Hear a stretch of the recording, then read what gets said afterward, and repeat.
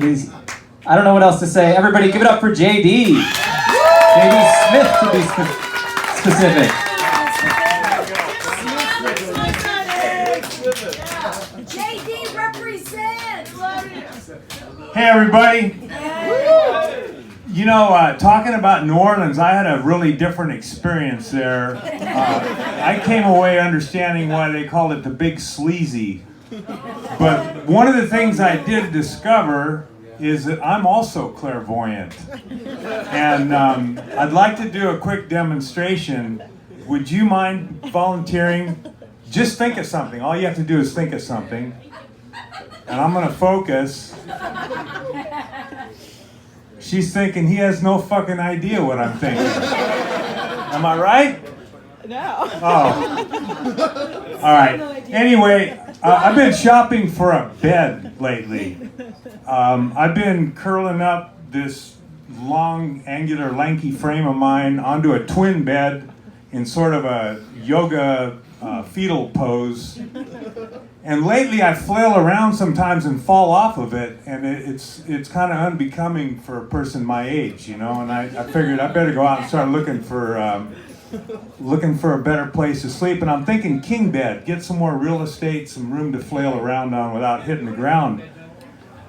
And man, has anybody gone shopping? The marketing mavens, the overcaffeinated gangster capitalism marketing mavens have just torn that market up too, man. You go into one of these mattress warehouses and they've got like memory foam, inner spring, organic cotton, latex free.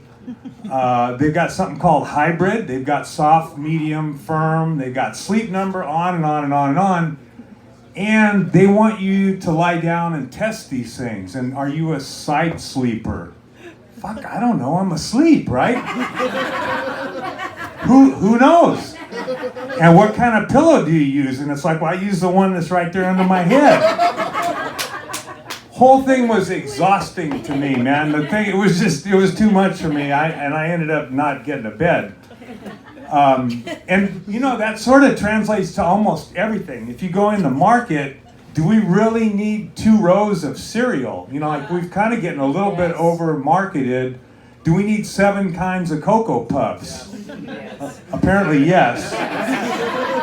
I can't even find my Cheerios. So I'm also kind of a slow learner with online dating. I ended up moving here from Austin, Texas, and I seem to have lost my girlfriend in the move. Oops. So the online dating thing is so appealing, man. It makes so much sense, right? It should work. You lay out your profile. Here's what I like. Here's what I don't like. Here's what I look like. The problem is, online dating has its own language. I think it's called lying. So if a picture's worth 1,000 words, the online pictures are worth 1,000 lies. So almost every single time I actually meet somebody, which is not easy to do, that's an amazing thing too. You know, you go through the profile and they look okay. We match up as far as interests and goals and, you know, common values and whatnot. And I'll send a message, something innocuous like, hey, it looks like we share some interests. Would you like to meet for coffee? And I think the term is ghosted. It's like, you know, I never hear from them. Or they'll answer something really profound like, I don't think we're a match. And I'm like, okay, we're in the same demographic. Let's just say we're both over 50, and we're here with a bunch of other lying losers on the internet. How would you fucking know what a match was?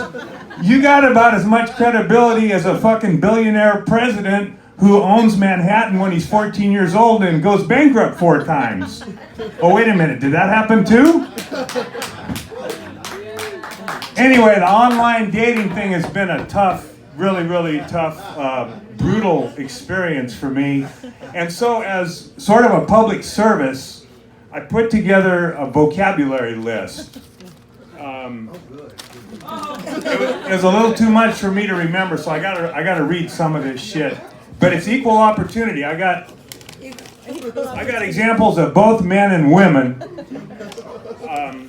So I'm gonna start with women. Ladies first, right? So if a woman says she's beautiful, what she's actually saying is she's a pathological liar. Somebody that's emotionally secure, medicated. If somebody says, oh, I'm just looking for a friend, they're hoping to live down a reputation as a slut. 40-ish means 52 plus. Oh, and you know, I gotta back up here. The worst part of the line is the pictures, man. When you meet these people, they look like the mother of the image that you saw online. They got like 15 pounds and 15 years on the picture that you saw, plus a couple dozen wrinkles and enough baggage to open a fucking luggage store. I mean, it's nothing to do with what you're reading. So, a new age woman, you're talking big time body hair everywhere.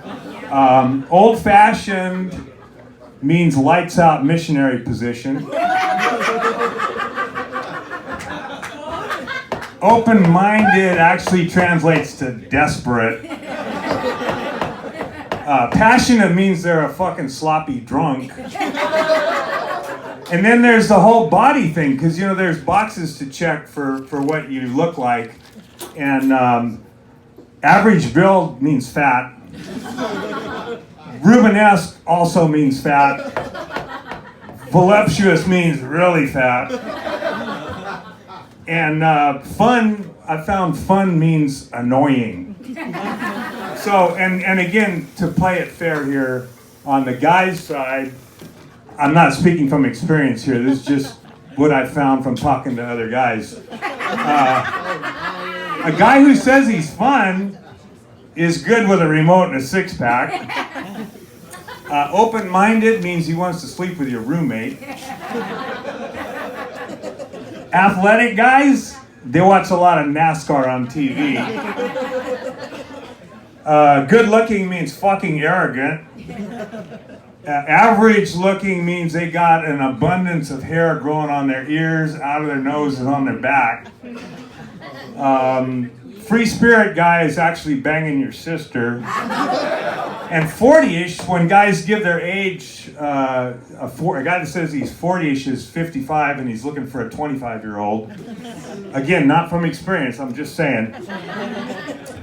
And spiritual guys have been laid in a cemetery. Oh yeah, and the other good one, a thoughtful guy actually apologizes after he farts. That's what I hear.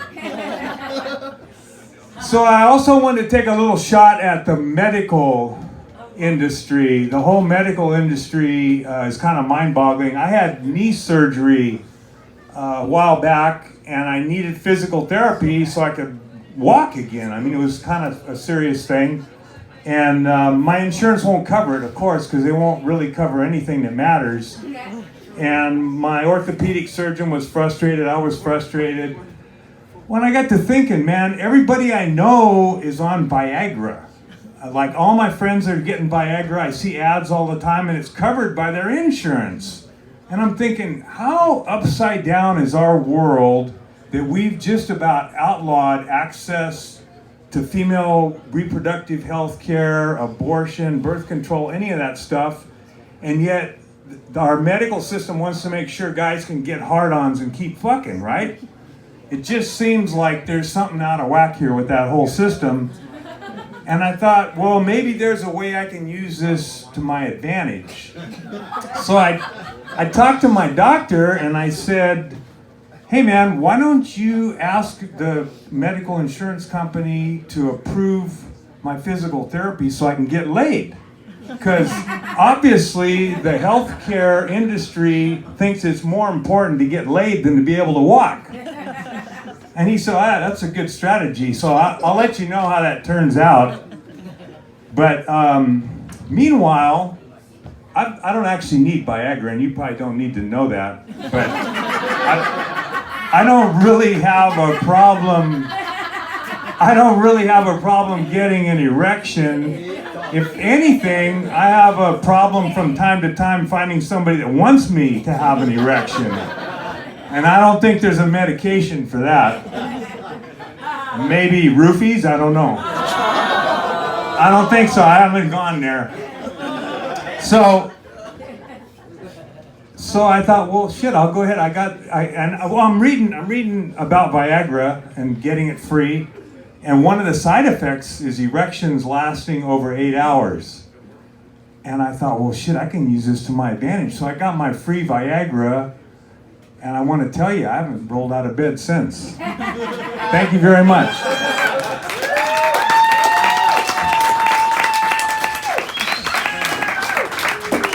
Keep it going for JD, everybody.